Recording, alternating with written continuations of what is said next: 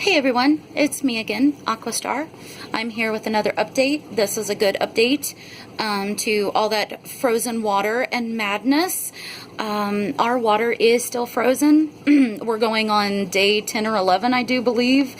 Nobody else's water is frozen, but ours, of course. But yeah, day 10 or 11. Our neighbors, my parents are just really reluctant to ask our neighbors for, to throw their water hose over the fence because where her dad just died, like my mom and dad are just really reluctant to ask her to do that. I don't really think it's that big of a deal, but maybe I'm being insensitive. But anyway, we have another neighbor that lives just a couple houses down, and my dad has actually been taking these big jugs down to that neighbor's house and filling up those jugs. And between last night and tonight, I have done about a 10 to 15% water change on both tanks. As you can see, the levels are up because they were about 2 or 3 inches down. I did take a little bit of water out and replace it. And so probably, I don't know, maybe about a 10% change on both tanks. It's all I can do. We do have this big 3-gallon gas container thing that we never used. It was never used for gas. It was brand new. We just never used it. It was 3 gallons. So Dad's been filling that up for me down at the neighbors, and I've been bringing it and, bringing it in here, and I just did that too. That's why that plant's all lopsided. It got knocked over by the water. But honestly, everybody's doing great. It's amazing how well these fish are doing. If you really look at them, like Nesbitt's tail is great. One of the first signs that you're going to get whenever your fish are suffering from poor water quality, especially if it's been going on for an extended period of time, one of the first signs is in the goldfish's tail. You're going to start seeing red streaks, like veins. It's going to look like veins, and I think it is veins. And then you're also going to see shredding in the tail, in the fins. It looks as if somebody took a pair of scissors and was kind of shredding at the fish's tail, and that's from poor water quality. And it can heal if you clean the water, start doing a lot of water changes, and you add some aquarium salt. It can kind of heal on its own, but sometimes it turns into full-blown fin and tail rot, and then you probably need medication. But if you look at my fish, they're all huddled together because I literally just got home. I was just talking to them. They are waiting to be fed, so that is why they're all up there gossiping and hanging out together. But if you look at their tails are just awesome. And the fish are acting pretty good too. I do think they're a little bit more not as active right now, and I think it's just based on that the water is so cold because it's so cold outside. I do think their water is probably in the 60s. Maybe the lower 60s where they're used to the upper 60s. So I think maybe that's why sometimes they're a little bit sluggish. But as you can see, I mean, they're pretty much acting normal. I don't even know why I'm even saying that, but just thought I'd throw that in there. Yeah, so I mean, honestly, everybody's doing great. And this, my little black Aranda, her eyes are completely clear now. They got completely better. So okay, I keep saying like a valley girl. So my decision to move her from the other tank, the quarantine tank, and go on and just put her in here was definitely the right decision. Her eyes are they're really completely better. I hope you can see. If you go back and look at the video that I posted before this one, her eyes were really cloudy. Every day I saw them getting a little bit better. And now it looks like the right eye still has a tiny little spot of white, but I suspect that tomorrow it will be gone. So this is amazing. I'm about ready to add more Melifix. I'll add Melifix for another night or two just to make sure that we fight whatever's in there. If that's what's helping her, that's great. I'm going to add it. So yes, she's doing wonderful. Look how pretty she is. So she's so got better. Nesbitt's over here talking. He doesn't talk much. He's hungry. Yeah, so all I can say is what I've learned from this whole experience is, number one, to be grateful for everything that you have. If you have running water, which most of us do, I don't at the moment, but obviously you do.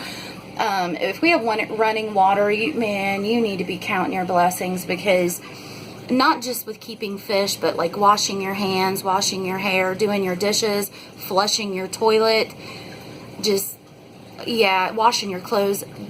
Count your blessings, friends. Like, count your blessings and thank God for each one of them. Because when water's gone, you don't even know what to do. It's some foods, even take water to cook. So, yeah, so I've really just learned to appreciate everything. And I've also learned that maybe the fish don't need as many water changes as we do, which I'm still kind of in the middle.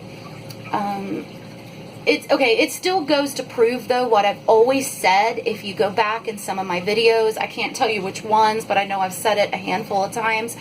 You do not need to do water changes every other day. You do not need to change your water every 48 hours. In fact, I think that stresses the fish out. My fish, this is 2.5 weeks that these fish have went without a big water change. Just in the last couple days, they've got a total of like 10% water change in each tank. And look at them. Look at them.